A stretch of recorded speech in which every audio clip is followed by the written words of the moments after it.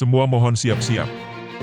Ide radikal Rocky Gerung bisa buat gempa bumi politik, bubarkan fraksi DPR Partai Pendukung Anies Baswedan.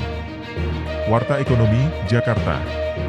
Tekad Gubernur DKI Jakarta Anies Baswedan untuk maju di Pilpres 2024 sudah tak bisa ditutupi lagi seiring dengan deklarasi dukungan Partai Nasdem terhadap dirinya. Dua partai lain yang dikabarkan kuat bakal membentuk koalisi bersama Nasdem yakni Demokrat dan PKS kini dapat sorotan. Mengenai perkembangan yang terjadi seiring dengan resminya Anies Baswedan mendapat dukungan, pengamat politik Rocky Gerung angkat suara. Rocky dengan gaya ciri khasnya yang nyentrik dalam menyampaikan pendapat kembali mengeluarkan pernyataan yang menghebohkan. Menurutnya, partai pendukung Anies Baswedan lebih baik membubarkan fraksinya yang ada di DPR. Baca juga, ngeri. Dapat undangan dari 70 relawan Anies Baswedan untuk orasi, Rocky Gerung kasih syarat yang berat, saya ingin menguji Anies. Semua fraksi di DPR yang mendukung Anies sebaiknya bubarkan fraksinya. Itu akan menjadi gempa bumi politik dan itu langsung naik suara partai-partai itu, kan tinggal nunggu 1 tahun lagi ada fraksi baru dengan elektabilitas tinggi.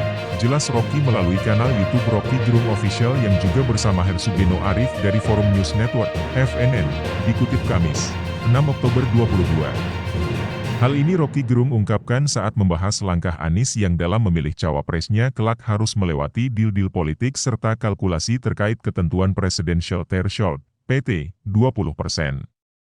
Sebagaimana diketahui, PT 20% yang telah banyak dipersoalkan oleh banyak pihak dan telah diajukan judicial review ke Mahkamah Konstitusi, MK, namun semuanya ditolak dan jadi sorotan banyak pihak.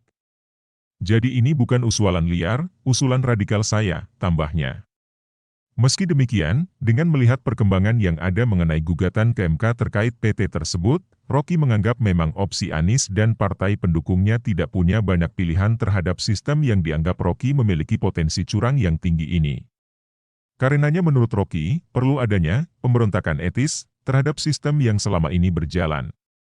Sebetulnya yang kita sebut sebagai pemberontakan etis di situ, kami membubarkan karena pemilu akan bersifat curang. Nah karena bersifat curang maka kami nggak mau ikut, tapi nanti dia juga ikut karena akan terjadi ini cuma desain kecil aja supaya ada gimmick, jelas Rocky.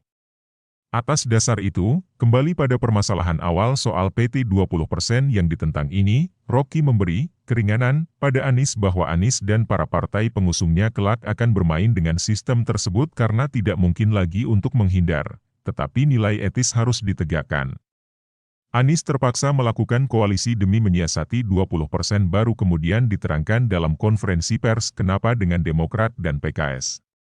Demokrat dan PKS mengkehendaki 0% tapi gagal di MK, karenanya dua partai itu berhak melakukan tindakan moral yaitu membubarkan fraksinya.